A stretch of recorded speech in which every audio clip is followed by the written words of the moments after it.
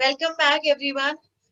Warm welcome to the Spiritual House. I know I've not had an episode for a while now, but I've been a little busy. I've been traveling. So I'm finally here with the next episode of the Spiritual House. And today we are going to talk about a very important topic. It's the food that you're eating. And I welcome you, Ruchika. We've got Ruchika Singh with us today. Welcome to my channel. Welcome to the Spiritual House. Thank you so much for having me here. I'm really happy and excited to share a lot of things with everybody. So Ruchika is a wellness coach and a nutritionist, and she's also a professional wine sommelier. She's recently finished her formal training to understand food and nutrition much better. She also runs her blog where she writes about healthy food. But the topic for today, which we are focusing around, is veganism and vegan food. There's a lot of talk about being vegan across on the internet. It's a global trending topic. So I think it's important to understand what it actually means to be vegan. And I thought Ruchira is the right person to come and talk, because not only is she professionally following and advising other people, she herself is also a vegan, and she's been a vegan for a few years now. So when you practice what you preach, is I feel you're the best teacher. So I'm so happy to have you. Ruchika, so to start with, how did your vegan journey begin? Okay, so to start off, it's been about more than 4 years now I've been vegan, and it's also been a journey in itself because I started including other aspects of life as well. So I see veganism not just as food, but also lifestyle. So I do not buy or promote any products that are also tested on animals, or buying leather, for example, or buying anything that has remains of animals, or anything related to even honey for that matter. So I have had a journey, and I got inspired by my one of my best friends, because she also was on the same journey, and we grew up together in school, and we sort of explored it together, and I was really inspired. And when I started doing my research on it about a few, like 6 months, I was not left with any reason to look back, because I was not vegan all my life, of course.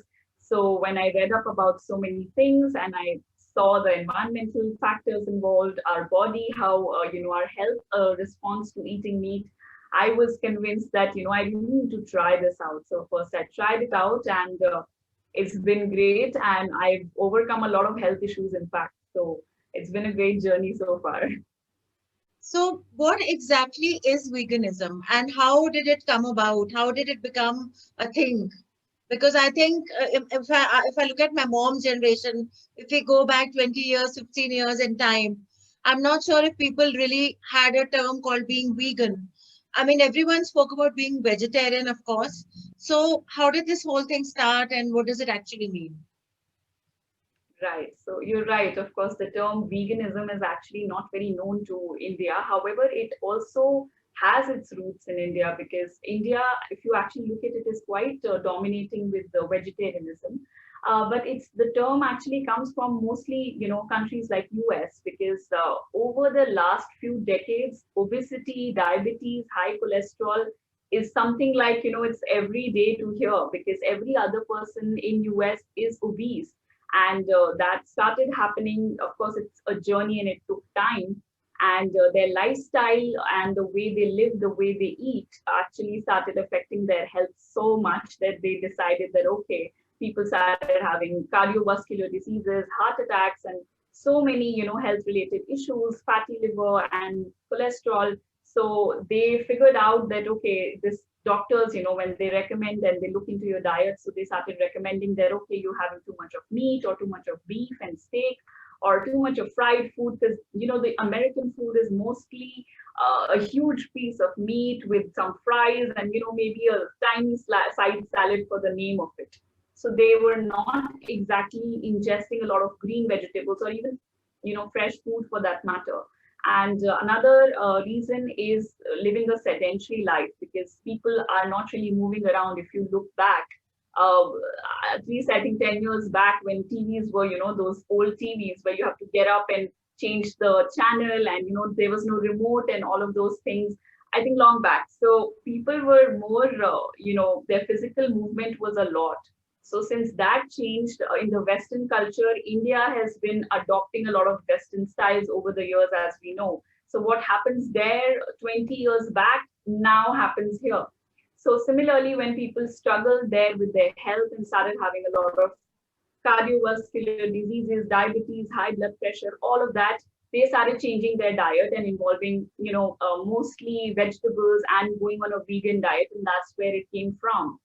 And So, again, so now, would you say that it's a very Western way of living, that they tend to take concepts which have existed for the longest time in the East or with us or in the Vedic culture, and they kind of modify it and then give it out to the world. And of course, we've seen there like a zillion types of yoga now, which is just an example.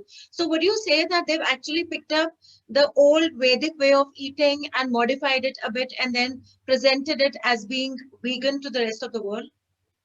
I think that naturally happens. Somehow it always goes, like you said about yoga also. So many things, the Vedic diet, I mean, everything that's very culturally Indian goes there, and, it becomes famous because as a developing country, I think we are bound to look up to countries that are developed. So we think, oh, wow, they are doing it, now we should adopt it. But actually, it's been a part of our culture as well, but we didn't really know it, or we did not recognize it to its capacity till it becomes a big famous thing in the US, and then it becomes a trend. So some people are vegan for ethical reasons, some people are vegan for their health itself, that's it, not animals. Some are vegan for the environment, animals and their health, and some do it for the trend.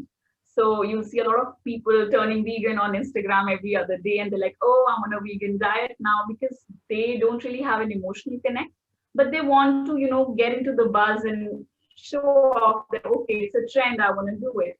Nonetheless, I hope that people are trying. So like you Absolutely. said, yes, I think Indians get impacted with what is happening in other countries, UK, US, and we adopt their culture, but ultimately it's also a part of our culture that was always there but not recognized. So tell me more about this. I understand that this concept came because it was almost like a health need, and the country was going through a crisis in terms of diet and nutrition and health. So that's fine. And how did it evolve, and how did it become different than being just a vegetarian? Right. So there are a lot of other factors apart from our own health and, of course, animals that are being killed. It is a very massive reason is the environment and the global crisis that we are living in. And global warming is actually one of the most alarming global issues that we all hear about. But the food industries actually don't really want customers and people to know the root causes, and a massive contributor towards global gases like methane, which is excessively created by each cow, each cattle that is being reared throughout their lives. And there are about more than 70 billion cows that are being reared. So you can imagine the amount of CO2s and methane and these hot gases that are being created, and massive acres of land that they use to wipe out the forest to keep and rear these animals, which is deforestation, and the trillion gallons of water that they use to feed the cows and all the cattle, and producing food separately for the cattle. And the irony is that there are about 1 billion people who are underfed or are starving. And in fact, 1 billion people are dying out of hunger, yet we produce food for cattle. So 50% of agricultural produce overall is given to animals, not humans. So that is the funny irony that I find, that instead of feeding humans, we are actually producing more food to give it to animals and then in turn digest them, which doesn't really make sense to me. And that, of course, is very alarming issue, because global warming is on the rise, and we have managed to deplete the ozone layer, everything, water resources with mass fishing, because fishing is another big food industry. And when they do commercial fishing, which involves the net, I can't describe the area of the net right now, but they are huge commercial nets that they use. So in those nets, you cannot account what fish is coming in the net, so they actually pick up everything. And what happens is, So for you would example, say that with veganism, it's not about just being a vegetarian, but it also goes to the next level where beyond that, you right? exclude dairy and you also look at the environment Yes, as a whole and understand that every bit that we are eating, how does it affect us? So there are two parts of being right, vegan. One is your own body and your health, and the other being yes, the environment as a whole. So coming back to right. the health part of it, uh, how does this work? And I think you've connected it with various energies, and can you explain that as well? Right. So health is one factor, like you said. The other one is, of course, the environmental causes. And the other part, apart from all these things, is also how we feel as a person, because everything that we do in our life is actually energy exchange. So beyond your environmental, physiological, biological effects, it also has a spiritual effect on us that I'd like to talk about, that not many people discuss about veganism. So, and over the years, I've been experiencing it myself. So that's a first-hand experience. So I feel whenever we ingest anything, the food that we eat, it becomes a part of us naturally. And that is the very reason why we eat food. Apart from, enjoying food, it is also to get energy, because we are what we eat. Going by that philosophy, when you eat dead animals, which did not die by their consent, of course, because they are forced to die. No animal is happily going in a slaughterhouse that, oh, hey, come kill me and eat me. So it is actually a murder. And when we're killing them, and you may say that, oh, I did not kill it, I just paid the money. The karma is included there, because we are contributing towards the death. You do it directly or you pay someone to do it. It's the same thing. So coming back to the point of the spiritual effect that it has, is that we ingest the negativity, we ingest the pain, the last suffering that they had, and we expect that food with suffering and everything, the trauma, to become a part of us. And that, of course, is no good food, and it's basically in the Vedic diet also, in a different way you want to see it. It's tamasic food, it is dead food, it is not going to give you anything. So it may make you feel, oh, I'm full, I had a nice, meal, oh, that steak was so good. But you do not understand what it did in your body and how you're going to digest it and what kind of energy it's going to give for you. So there are all different reasons. And apart from meat, like I've spoken, even milk has been, because the way milk is produced now in today's date, not years and centuries back, now the way milk is produced is completely inhumane. So people and the studies, the scientists that are involved in doing the studies have found out that a lot of health issues again are also related to consuming those kind of milks which are, infused with hormones, which have so many antibiotics, because they are not naturally produced. They are not, they are actually forcefully being impregnated, and the cows go through a lot of suffering. They don't get to spend time with their calves, babies, which are ripped apart immediately for leather. So a lot of, trauma is happening, and we are inviting it in our body, and definitely that becomes a whole karmic cycle. And I think COVID is the biggest example that you would agree is a whole karmic, reason that we are suffering right now, because we have managed to ruin the whole environment, animals, Absolutely. everything around us. So that's the point I'm coming at, that spiritually we all are contributing. If we consume meats and all these products, somewhere it will affect us in all different ways. So then I would say that being vegan is almost like a drive, in a way, a campaign that is run to create awareness and to include yourself, where you're basically helping the environment heal because you're getting away from the demand of these products which are causing the imbalance and the suffering. That's one part of it. And the other part of it is that you're cleansing your own energy and you're cleansing your own karma. Now, coming to vegan food, a lot of people are confused that what are we supposed to eat, what is vegan, what is not vegan. There are too many gray areas for a lot of people. So, can you give some clarity on that? I mean, one basic thing when everyone understand is that of course, being vegetarian is part of being vegan. So you eat only vegetarian food. But it also means that you don't consume any dairy products. But I know Dairy that there's products, more to right? it. So can you include that and explain the different types of vegan restrictions and vegan foods? Right. So when we're talking about veganism in an ethical way, that involves anything and everything that has animal produce or animal related to anything that comes from an animal. So it could be things like people think that, oh, honey is fine, but actually honey production is also another issue. That is, the bees, they put so much of effort making their honey, and it's commercially the way it's being produced is also another area, just like milk, how it's being exploited.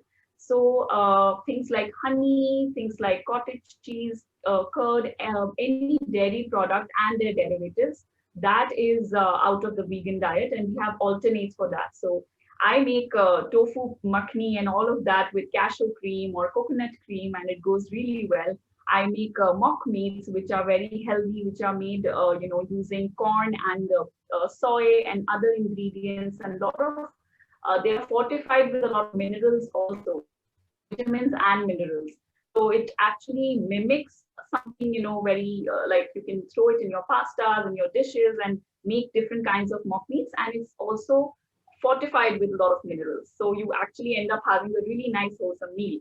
So things like milk, talking about milk and ghee, because ghee is, I think, something very important that people don't want to leave, or they are very, they love it. So, and it's always been a part of India, and it has some health benefits for sure. But there are alternatives for ghee as well and milk, and there are about 20 to 25 vegan types of milks available, and whatever suits people, they can try different milks and get on it. So it's mostly all these things that people avoid: milk, milk products, and of course meats, all forms of meats, and again anything to do with animal produce, like for example honey. That also they don't take. And there are some other things, for example lecithin, and there are these binding agents in which they use the bones of the animal to sort of get in other ingredients, which is you can everything that you buy processed, behind the package you can find those things if it has anything like that. So yeah, summing it up, it's mostly these things that vegans don't eat. And So, there's so nothing one like you very have common question that comes up is that are mushrooms vegan? Yes, so mushrooms are vegan. So I'll simplify it just to clear out the doubt, because there are things which have bacteria also. So a lot of people say, oh, you're vegan and you drink wine. That's like going against your ethics. But let me tell you, enzymes don't have emotions. The idea is to not kill somebody that has its enzymes, that has emotions, that can feel pain. A bacteria will not feel pain. Yeast is there in beer and wine. Now, did I contribute to killing something that suffered through pain? No. So the idea of veganism is also very basic idea that no animal should suffer, be it for your food, be it for your clothing, be it for your makeup, be it for your nail paint, be it for your purse or your shoes. So it's basically very simple. You can have everything else which doesn't contribute to killing and suffering. So for example, I take soy yogurt. So they have different kind of enzymes in it to make it into yogurt. But yeah, I mean, people can have other things. They can have beer. They can have all these things. That's fine, totally fine. So I believe you have a blog. Can you talk about your blog? And I know that you share some amazing vegan recipes. And I'm sure a lot of viewers who are interested in following this lifestyle, or who are already vegan but wonder about the recipes, I'm sure they can, connect with your blog and benefit from the amazing recipes you keep sharing. I've seen pictures. The food looks great. So could you just, tell us where exactly, what is the link, where, how can one find you? Right. So I am available on Facebook. I have a public page there in the name of Blissful Insights with S in the end. And apart from that, on Instagram, you can find me with the same name, Blissful Insights. And on YouTube, I have actually a channel which has wines and everything together. That is The Good Life. And of course, I'll be starting, I'm also starting actually my consultations with nutrition and holistic well-being, because my idea is to collaborate with other professionals as well, which are into different forms of wellness, be it yoga, be it mindfulness. So I will play the part of a nutritionist and taking care of their food and their belly, and the other people take care of their other needs. Because I always believe that healing and living a healthy, happy life is a combination of everything together. You can probably eat well, but if you're not exercising, it doesn't really help. So it has to be a combination and balance of everything. So I provide platform for people to do morning workouts as well. So anybody who wants to consult or who wants to just check out my page, they can go ahead. And yeah, that's about that. So if someone And I'd wants like to, if someone wants to book a consultation with you, there's one thing to connect with your blog. How can they get in touch with you? Is there an email address or a mobile number? So there, the best way, I mean, they can do it actually on both of my public pages because Facebook has my details mentioned and there's an option to book appointments. So Facebook has that, Blissful Insights. And Instagram usually works on DMs, and that will also have my contact details. So anybody who wants to inquire about it or my approach, they can definitely contact me there. And I'm open to everybody, be it vegetarian, non-vegetarian. It's the idea is to give you a better, healthy life. So I can customize my meal plans for everybody. And one more thing I wanted to add actually, that a lot of people, they get defensive when you talk about veganism because they think that, oh, this is the right way, they don't want to be wrong. So they mostly say that, oh, humans were supposed to be hunting and, they are hunters. So, but to remind them, that was centuries and decades of years ago, when food was in scarcity, people, were actually in the wild. And, we did not have this kind of civilization. We did not have the kind of luxuries we have. They had to eat what they could get. And if we talk about our anatomy and our, physique, our nails, our hands, everything is meant for gathering fruits and other things. We are not meant for ripping apart an animal in the wild. And I don't see any other animal like a leopard or, a lion killing somebody with a gun or a knife. They kill them, they hunt because they are proper hunters. They have those canines. Our canines are not going to rip apart raw flesh. So to all the people who think that humans are supposed to eat meat and that makes you manly or anything, please look into your body. See if you can actually survive for one day in the wild where you're left open with the lions and leopards and tigers. Try and hunt them down. So that'll give you your answer if you're supposed to eat meat or not. The idea is that people have trained their body to digest meat, and that's how it became popular, and people are still continuing.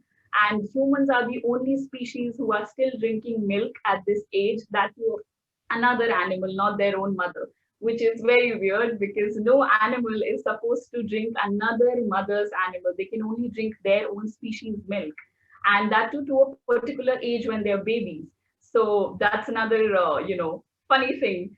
So nonetheless, we all learn together, and I've learned my ways, and I'm really happy with the results I've got. And I hope to, keep spreading the joy and love of veganism to everybody. So that's really great for all my viewers.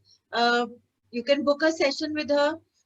On her channel, there's also a lot of information because she's also a wine sommelier professionally. So in case you want to seek information about different types of wines, you can check out her YouTube channel. But her Facebook page has some amazing vegetarian and vegan recipes. So do check it out. She also consults personally as a dietitian, as a nutritionist, as a wellness person for health. So in case you want to connect with her, all the details have been given in the bottom. Do call her, on her Facebook page. You can connect through that, or you can email her. So thank you so much for your time. And I really appreciate you coming over and sharing all this. And I think the main message here is for humans to actually think that I think it's time to be compassionate. The main ideology behind being vegan is about being compassionate to the universe and about being kind to your own body and managing your vibrations at the most sattva level, which is the most peaceful level, and does not encourage you to be aggressive in any form. So thank you so much. And I hope this was useful for people. And once again, thank you so much for coming over. I'd like to thank you as well. It's been a wonderful opportunity to come here. Thank you for inviting me and thank you for your time. And like you said, definitely it, the whole ideology of veganism also affects our emotions, not just our body, health, environment. You start becoming a calmer person and more compassionate and kind. And who doesn't want that? So cheers to that. Thank you very much. Thank you very much, all my viewers, for joining us here. And of course, I will be back with predictions really soon, as always. Take care. Sail the Mercury retrograde. It's going to be fine. There's an article written about the month of October on my Facebook page. You can check that out. And it's going to be a better month. November is going to be a better month. We are at a good point of 2020 finally. So stay calm and look forward to the days ahead. Yay. Bye. Bye. See you. Thank Bye-bye. you. Bye bye. Bye everyone. Thank you for watching.